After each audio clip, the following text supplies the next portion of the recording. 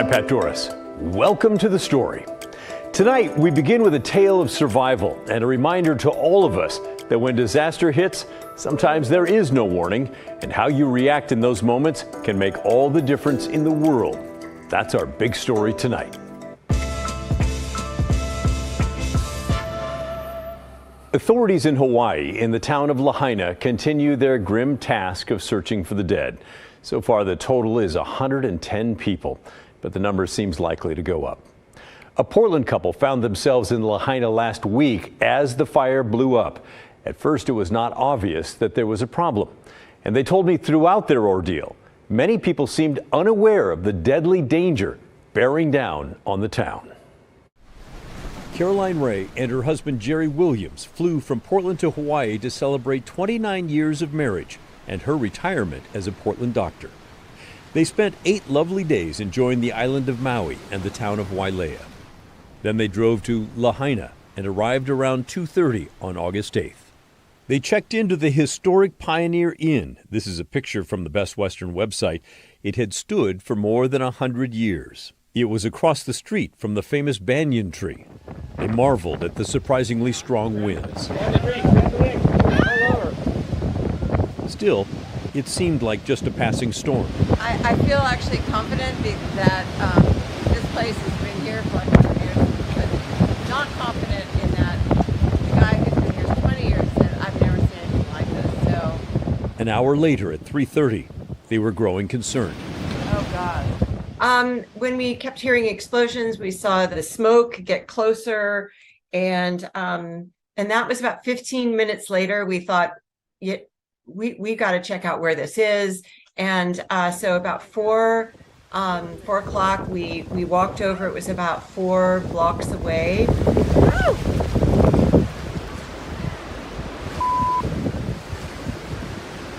Jesus.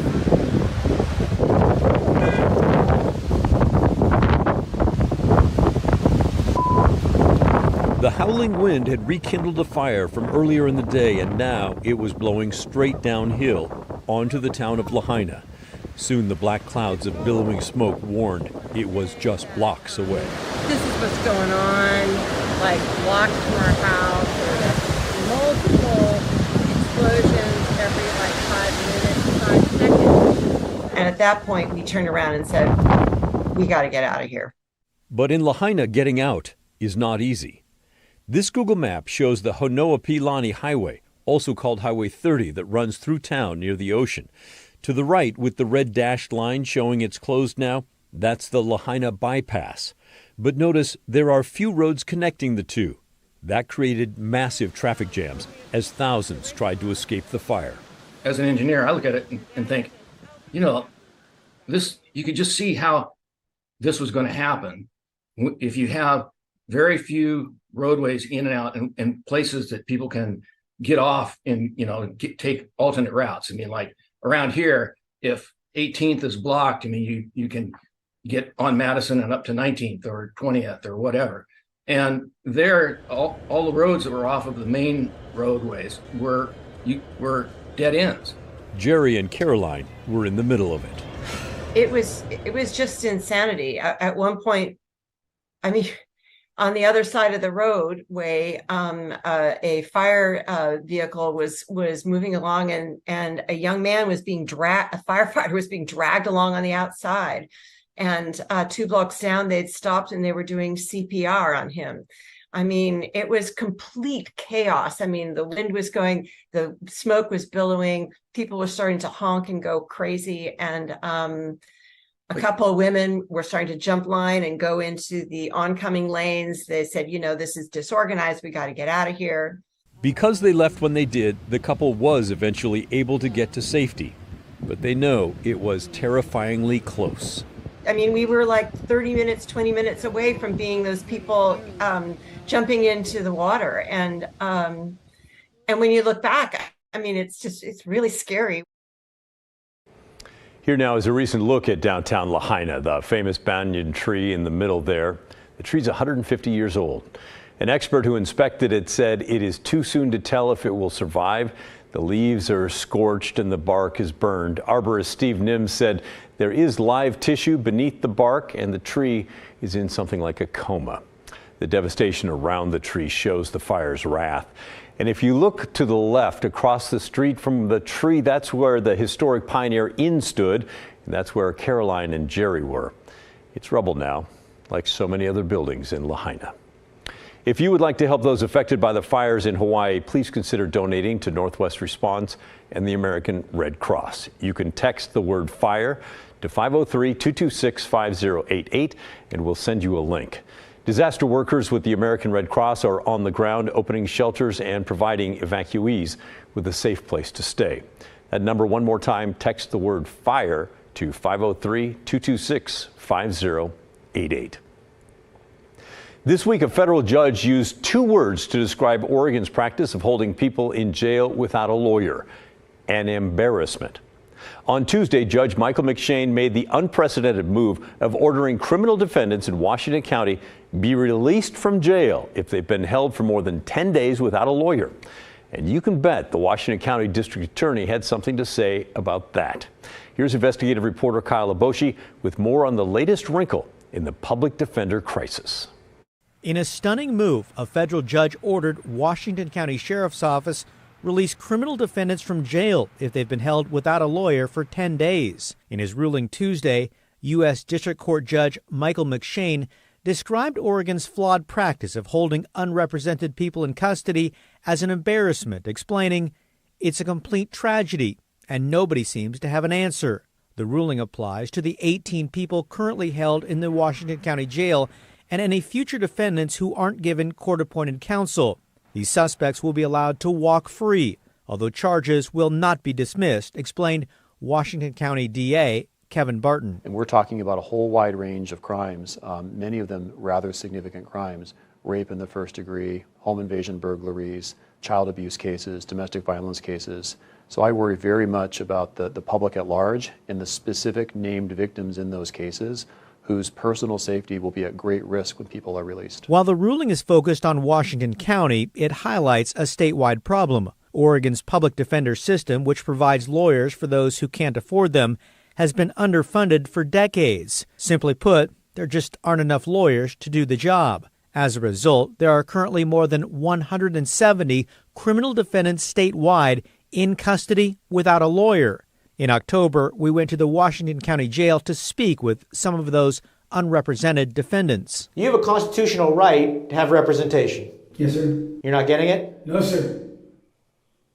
What does that mean?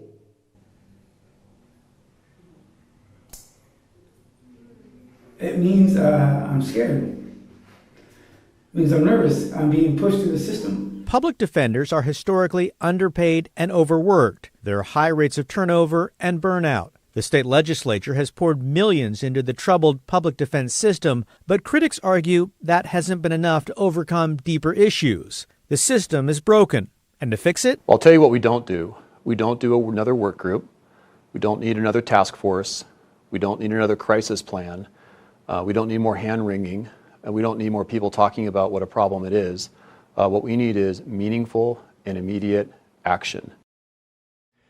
Kyle joins me now. Super interesting, but I thought the legislature passed a law to fix all this. It did. It provided more money, which is really important, obviously, and also provided structural change. Now, these are pretty lofty goals. The reform they're calling for could take quite some time. Also, getting new lawyers to do the job, that's going to take a long time as well. So that's out in the pipeline. Exactly. And that's a frustration that you heard from the DA and many others. There's no sense of urgency here. Like, this is a crisis we need to deal with now. The DA offered one suggestion, and that's basically more money for these lawyers. There are defense lawyers in private practice right now who, if paid enough, would be willing to do this and take on more complicated cases. The problem is they're not being paid enough to do that. They're making their money elsewhere, so why bother? That's trouble. What happens next? So the order will be signed and go into effect on Thursday. Now, this is for Washington County only, and that's what's important here and something to keep an eye on. Again, just Washington County. The Federal Public Defender's Office, which is fighting on behalf of these defendants that don't have a lawyer, they could very easily go back into court and say, listen, we want temporary restraining order in various other counties where there are defendants sitting there without a lawyer. And a federal judge could rule in the same way he did in Washington County. I mean, it makes sense. Same problem, different place, same rules apply. Yeah. Good stuff. Thanks as always, Kyle. Up next on the story, the city's first mass encampment for homeless people has been open for about a month now. We'll tell you how many people have moved in so far and why it's not full just yet. Plus, Multnomah County underspent tens of millions of dollars of taxpayer money meant to help the homeless crisis. So is there a plan yet for what to do with all that money? We'll explain when the story returns.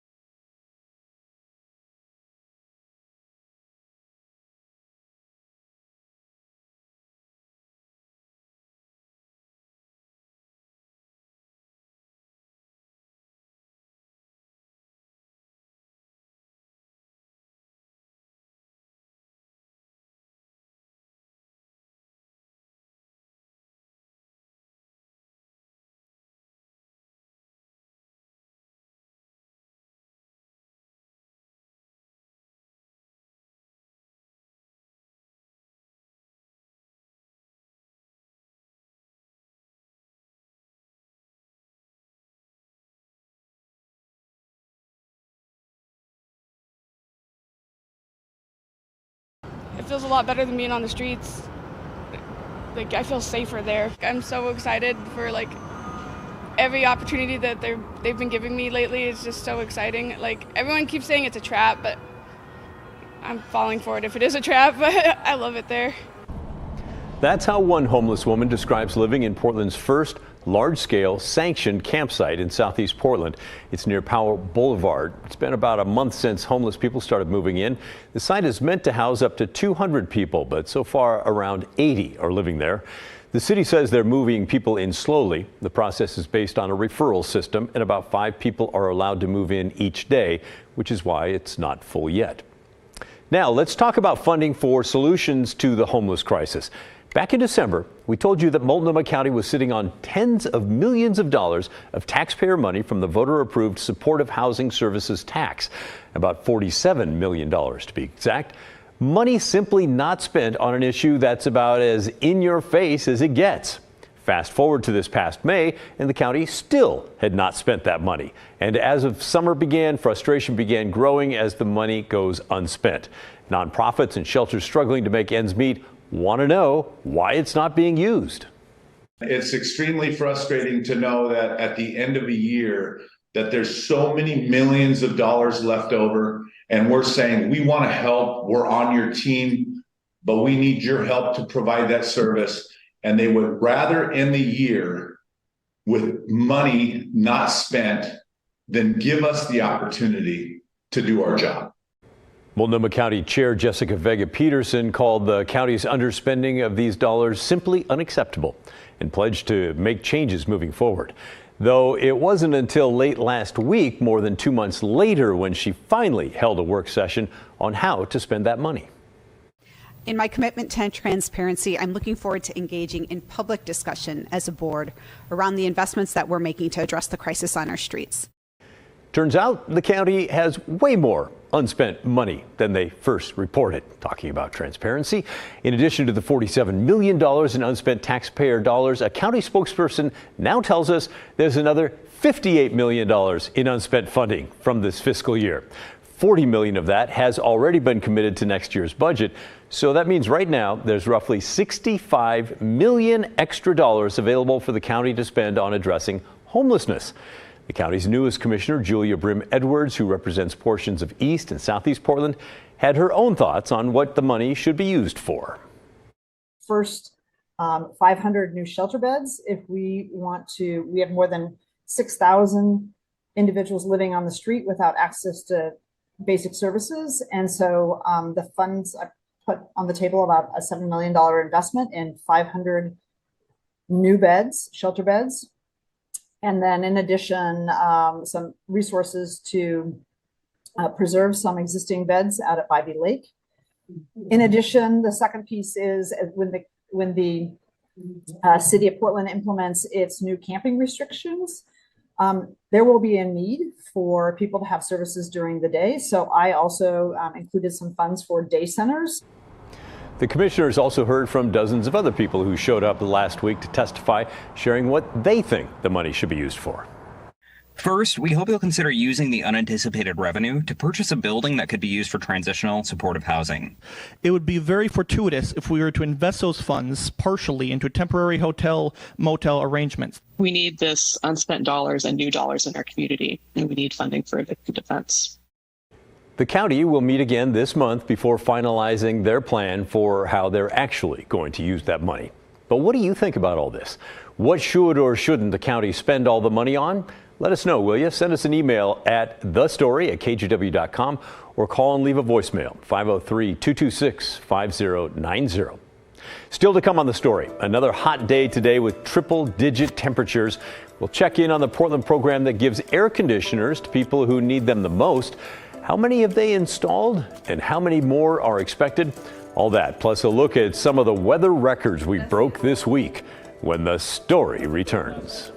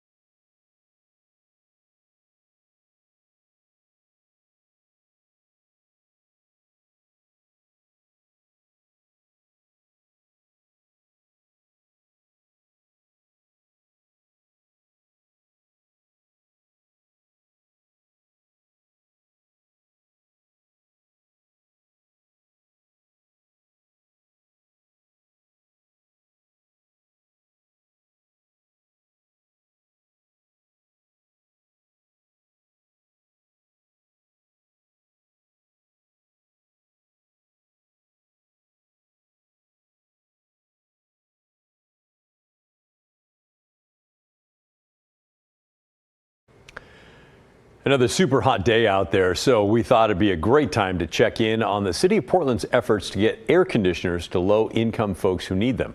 First, a little bit of background. The program was set up to help people survive the heat after more than 100 Oregonians died during the 2021 heat dome event. It's funded by the Portland Clean Energy Fund. That's a tax passed by city voters back in 2018. Large retailers pay 1% tax, which generates around $50 to $60 billion a year. The air conditioner effort is one of several programs to use those funds. To qualify, people need to live in the city of Portland and make 60% or less of the median income. So what's that mean, you say? Well, here's a look at an updated table showing those income levels. We're looking at 60% and below, so for a single person, they have to make $47,400 or less per year. A family of four would need to make less than $67,680 a year. Residents are prioritized if they meet two of these three requirements: be over 60 years old, live alone, or have a medical condition that makes them more vulnerable to the heat. The city's plan is to put 15,000 air conditioners or heat pumps into low-income homes between 2022 and 2027. So let's check in on their progress. Things got off to a slow start last summer, just over 100 AC installs in June, but things then did really pick up in July and August to bring the grand total to 3,011. That's right on track towards the goal of 15,000 in 5 years. Here's a look at where most of those cooling units went last year based on zip code. The red line on the screen is 82nd Avenue. Nearly half, 46%, were given to people living east of 82nd. According to this report, more than a quarter of Portland's population lives on that side of 82nd. So how have things been going this year? Well, we're happy to say quite well.